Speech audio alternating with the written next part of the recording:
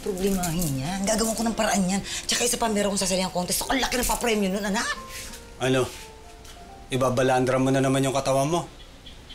Ba, may asawa ka na. May mga anak. Mahiya ka naman. Pa naman? Ibang nanay naman yung contest. Ito naman to, oh. Tsaka isa pa, malaking tulong din sa gastusin dito sa bahay yung... Sakali, na manalo ako, o yung premyo doon. Bakit? Hindi ba ako nagsusumikap? Naman tong taong to, hindi naman sa ganun pa. Hindi ba nga? Hindi naman sapat yung kinikita nating dalawa. Di ba sana kung patuloy ka mag-abroad. Bakit, ma? Mali ba na mas pinili kong wag iwan yung pamilya ko? Pasensya ka na, ha? Mahirap lang yun na pangasawa mo, eh.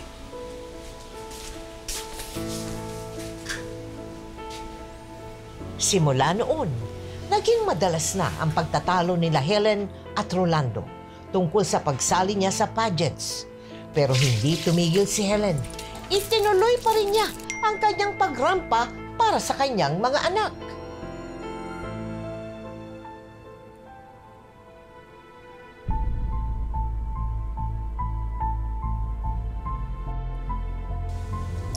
Ma? Anak! Anak! Sandali, ito pala yung baon mo. Oh, baon mo, ha? Oh, ayan, ha? Tapos maghahanda na ako ng almusal mo. Okay po. Ma, nagsabi na po ako sa teacher ko, hindi na po ako sasali dun sa school program. Ha? Naku, sa hindi pwede, anak. Ay, kakausapin ko yung teacher mo. Kaya ka napili kasi magaling ka. Ma, wala naman po tayong pera tsaka wala naman po akong gown para doon. Kasing pilitin yung bata kung ayaw. Hindi naman lahat tulad mo na... Ano? Na makapal ang mukha ko? Ha? Na binabalandra ko yung sarili ko sa mga tao? Ha? Rolando, magaling tong anak natin. Ano ba naman yung suportahan natin siya?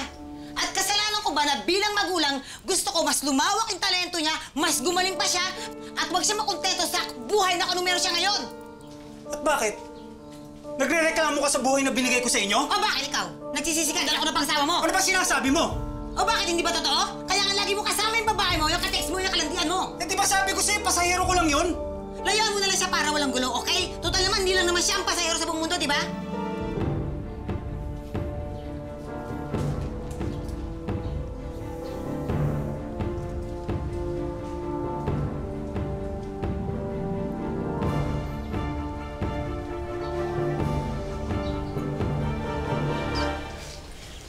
Pasensya ka na, anak.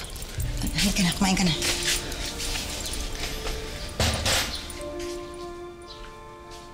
Gulay! Gulay, bra! Makeup at iba pa! At kung anik-anik! Gulay!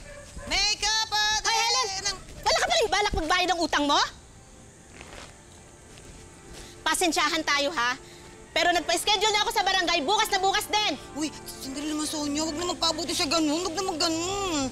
Nakikiusap ako sa'yo. Magbabayad naman ako eh. At kailan pa? Kapag naubos na lahat ng kontes sa buong Pilipinas? Magkita na lang tayo sa barangay bukas.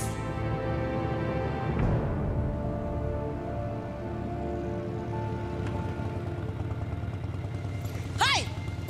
Hoy! Sandali! Ikaw si Mayet? Ikaw si Mayet, di ba? Ako nga. Oh, kita mo? Di ba sinabi ko sa'yo?